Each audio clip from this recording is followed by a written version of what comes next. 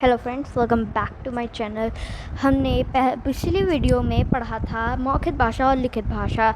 आज हम लोग पढ़ने जा रहे हैं लिपि। आज हम लोग लिपि पढ़ने जा रहे हैं।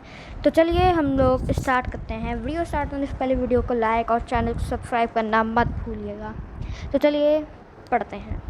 लिपि। सबसे पहले लिपि की डेफिनेशन। लिपि भाषा के लिए जिन चिन्ह का प्रयोग किया जाता है उन्हें लिपि कहते हैं। मतलब जैसे रामू आम खा रहा है, तो है के बाद जिन चिन्ह का प्रयोग किया जाता है उन्हें वो लिपि कहते हैं। जैसे तुम क्या कर रहे हो, और ये क्वेश्चन वाला है, मतलब प्रश्न करने वाला है, तो इसके लिए भी एक चिन्ह लगता है जो उसके बाद में तुम क्या कर रहे हो के बाद जो चिन्ह लग रहा है उसको लिपि कहते हैं।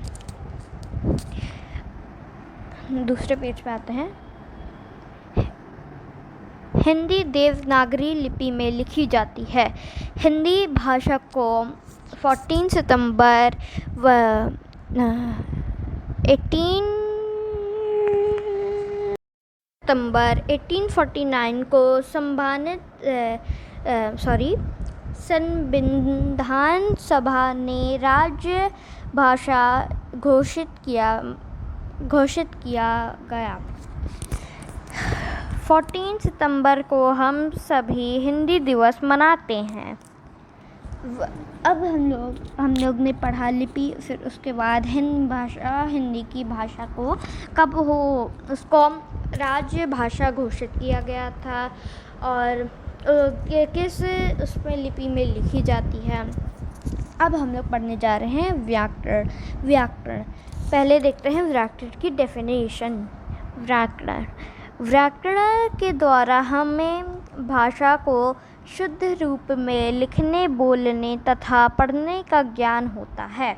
मतलब हम लोग को व्याकरण जो होता है उसके द्वारा हम लोग किसी भी अक्षर को पढ़ने और लिखने का पढ़ने और लिखने का ज्ञान होता है, उसे व्याकरण कहते हैं। जैसे एक एग्ज़ाम्पल लेते हैं हम लोग, जैसे कि भाषा मतलब कैसे, तो किसी को आएगा नहीं, तो व्याकरण वो होता है जिनके द्वारा हम लोग पढ़ना और लिखना सीखते हैं। लिखने को शुद्ध रूप में लिखना, बोलने तथा पढ़ने का ज्ञान होता है, उसे व्याकरण कहते हैं। तो व्याकरण के कितने प्रकार होते हैं? व्याकरण के 3 प्रकार होते हैं: वर्ण विचार, शब्द विचार और वाक्य विचार। तो सबसे पहले हम लोग पढ़ेंगे इसका वर्ण विचार। तो हाँ, हम लोग 3 प्रकार पढ़ेंगे। सबसे पहले वर्ण विचार। तो ये रहा वर्ण। सबसे पहले हम लोग वर्ण की डेफिनेशन देखते हैं। वह छोटी से छोटी ध्वनि जिसके टुकड़े नहीं किए जा सकते हैं उसे वर्ण या अक्षर कहते हैं। मीन्स वह छोटी से छोटी ध्वनि जिसके टुकड़े नहीं किए जा सकते उसे वर्ण या अक्षर कहते हैं। मतलब जो कुछ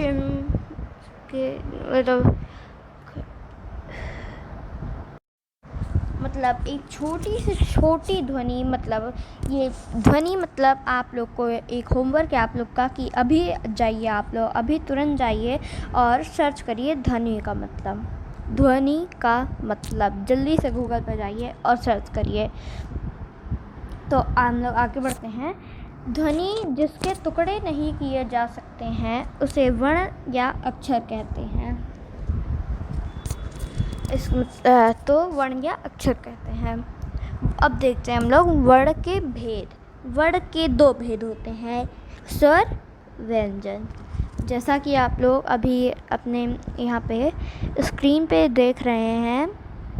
एक सेकेंड, हाँ, ये स्वर, व्यंजन। ये जो स्वर और व्यंजन है, वो स्वर और व्यंजन 2 भेद होते हैं उसके। तो 2 भेद होते हैं। अब हम लोग देखते हैं क्या होता है। हिंदी वर्णमाला में कुल 44 वर्ण हैं, जिसमें 11 स्वर तथा 33 व्यंजन है मात्रा। मतलब इसका कि जो हिंदी वर्णमाला है उसमें कुल 44 वर्ण हैं जिनमें 11 स्वर तथा 33 व्यंजन हैं। ओके, तो अब हम लोग आते हैं मात्रा पे आते हैं हम लोग। स्वरों के निर्धारित चिन्ह को मात्राएं कहते हैं। स्वरों के निर्धारित चिन्ह को मात्राएं कहते हैं। अभी जैसे आपने ऊपर यहाँ पे आप लोग ने ऊपर अभी यहाँ पे देखा स्वर यहाँ पे था, तो स्वर में 11 हो, दिन में वर्ण में 11 होते हैं स्वर में, और मात्रा में स्वरों की निर्धारित चिन्ह को मात्राएं कहते हैं। मतलब स्वर के निर्धारित चिन्ह मतलब स्वर में जो निर्धारित चिन्ह का प्रयोग किया जाता है, जैसे कि हम लोग अभी इसमें पढ़े थे। एक सेकेंड, सॉरी हाँ, जिन चिन्ह का प्रयोग किया जाता है उसे मात्रा कहते हैं। अब आते हैं हम लोग अपने वर्ण विच्छेद पे। जैसा कि हम लोग ने अभी पढ़ा था, वर्ण विच्छेद 3 भेद होते हैं व्याकरण के। यहाँ पे पहला तो वर्ण विचार, शब्द विचार और वाक्य विचार। अभी हम लोग इसी में का वर्ण के में का आज अभी हम लोग वर्ण विच्छेद देखते हैं क्या होता है।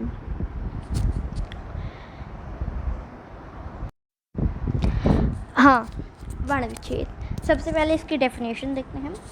शब्द के प्रत्येक वर्ण को अलग अलग करने को वर्ण विच्छेद कहते हैं।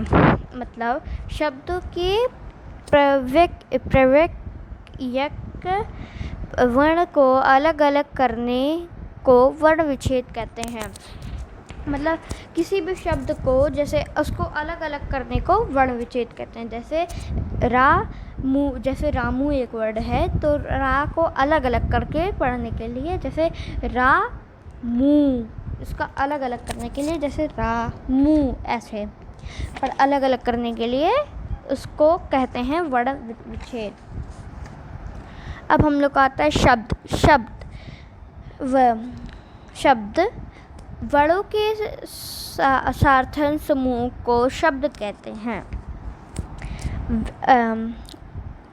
सार्थक समूह को शब्द कहते हैं।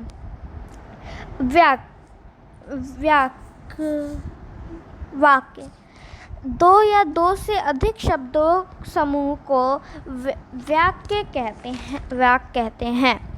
मतलब 2 से ज़्यादा शब्दों को, अधिक शब्दों को, 2 से ज़्यादा को हम लोग वाक्य कहते हैं, जिनका सही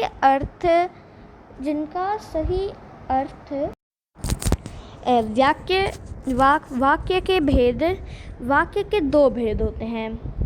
उद्देश्य, विधेय। मतलब वाक्य के 2 भेद होते हैं।